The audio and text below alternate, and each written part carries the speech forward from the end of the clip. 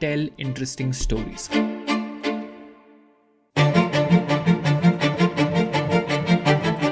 Hey you beautiful people, welcome back to a new video on our channel Read Travel Become.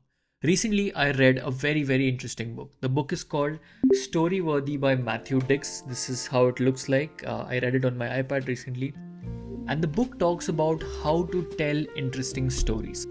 Now imagine this, you are in a party, in a conference, in a corporate setting, school, college, wherever, you are among a group of people. And you always find these people who are just great at telling stories. When they start telling their story, you're suddenly hooked to them, you're suddenly invested in their story, you want to know what happens next. You are basically emotionally attached, emotionally invested in what the person has to say. So this book basically talks about how you can tell those stories better. We are not talking about writing stories exactly. The writing is different as a whole. It's a different structure. But even when you're telling stories, it's so important, especially in today's days where you get all the information everywhere.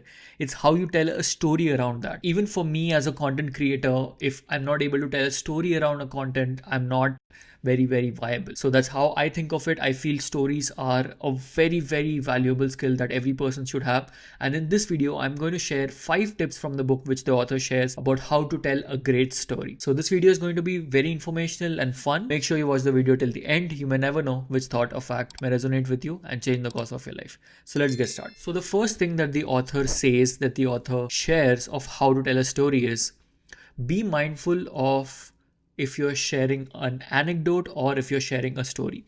Now, what does he mean by that? He basically says, let's say you went to a trip recently. You went to Florida. Let's say you went to Disneyland with your father, and now you are explaining this to somebody who you have just met. Somebody asks you, hey, how was your Florida trip? If you're sharing a story and if you're sharing an anecdote, you just say, yeah, I went to Florida, it was hot, I was with my father, there were a bunch of rides, it was fun, it was whatever. This is just a series of anecdotes. It's not a story. It does not connect everything. But on the other hand, if you just talk about some kind of a change that happened in you because you went to this trip, that becomes a story. So the same story, if you say it in a way like, hey, I did visit Florida with my dad.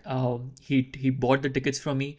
And as soon as I visited one of the rides that we always used to go as a kid, my father, when I was a small kid, he used to, throw me up in the air, and I used to love that experience. But after so many years, when I visited with him, I saw that he had become old. I had grown old. He was not able to pick me up and throw me in there like before, like good old times. And suddenly I feel there is a change in which how I have aged, how my father has aged. I feel the passage of time. And with this thought, we entered a roller coaster ride, and we absolutely had fun. And we did discuss this thing with each other. Now, the second thing is a story. It's emotionally investing you. It's talking about some kind of a change that happened in you. So when you're trying to tell a story, just keep this in mind. Whenever you are sharing anecdotes, don't just share what happened, share something that changed inside you. The next is the 5-second rule, which is basically an extension of the first point. The 5-second rule, the author says that every story, whatever story you pick up, should be centered around a moment of 5 seconds, which is a moment of transformation, a moment of fundamental transformation. Right? You fall in love, you realize something, you're suddenly motivated, you are angered, you are pampered, whatever. Like that 5-second moment defines the entire story, and it just makes you invest in the story more. Take an example of Interstellar. Interstellar, on the whole, by and large, feels like it's this grand soap opera. It's this grand space opera of space travel, interstellar travel. But if you talk about just the fundamental aspect of it, it's basically love between a father and the daughter. And there is a 5-second moment when Matthew McConaughey realizes that he might never be able to meet his daughter Murph. And that 5-second moment really defines the entire film. Like, it carries the film. The author has shared multiple examples from the book where he has shared how this 5-second rule is applied to great stories. He's talked about Jurassic Park. He's talked about Indiana Jones. He says that Indiana Jones is not just about Indiana Jones fighting Nazis and fighting all the other criminals. And it's not just an adventure. It's basically a 5-second moment inside him where he chooses faith over arrogance. So remember the 5-second rule. The third learning from the book, which the author shares, which we can use to tell great stories, is doing a homework for life. So what does he mean by that? He says that at the end of your day, you can just analyze your day and find out what was that one story-worthy moment? He calls them story-worthy moments. He says that what was that one moment which you can write down on your personal notes? For example, I went to the park. I saw there was a small kid who was tying his shoelaces. He was unable to do so, and his elder sister came and she helped him tie his shoelaces, and they both happily walked after that. So this becomes a story-worthy moment for the entire day. If you keep writing these in your notes every single day, you suddenly start connecting them together and you have a bunch of elements to tell a story. And mind you, these are all very, very small moments, like just a bird coming on your balcony and trying to pick up the grains that you have put up for the bird. This reminds me of Ruskin Bond's writing, right? So if you read any of his books, it feels it's a collection of all of these small story-worthy moments. It's a very cinematic, they're very simple, very stripped down of any fanfare, right? So he talks about that. You can do this homework every day if you want to become a better storyteller. Just find out that one story-worthy moment from your entire day. The next is the ABT method. So whenever you're telling someone a story, whenever you're physically doing an act of storytelling, always remember the ABT method, which is very similar to the 3-act structure. A stands for and, B stands for but, and T stands for therefore. And is basically the setting and the environment, everything that happens.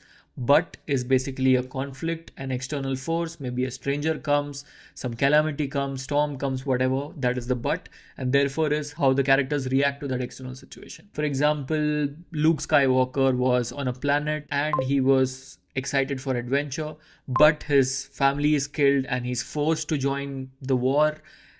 Therefore, he trains to become a Jedi and faces Darth Vader.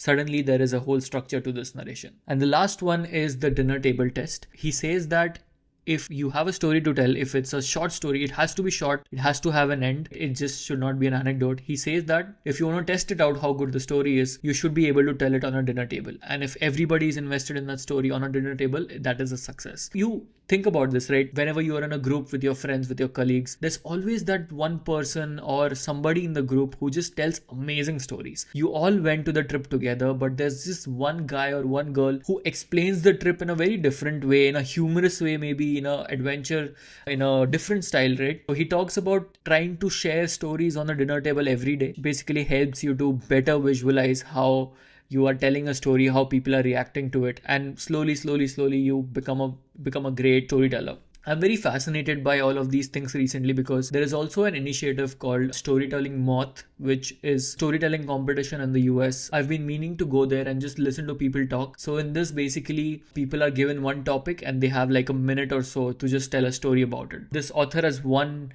a lot of that events. He's basically a 36-time Moth Story Slam champion. So he's a champion at telling these kind of dinner table stories, right? So I'm just excited and I wanted to make this video and share this storytelling world with all of you guys. Yeah, that was the video. Those are the 5 things that you can keep in your mind whenever you want to tell a story. That's all for this video. Thank you so much for watching the video till here. Do subscribe to the channel, like the video. It helps our community to grow. And yeah, that's all for this video. See you in the next one. Bye bye.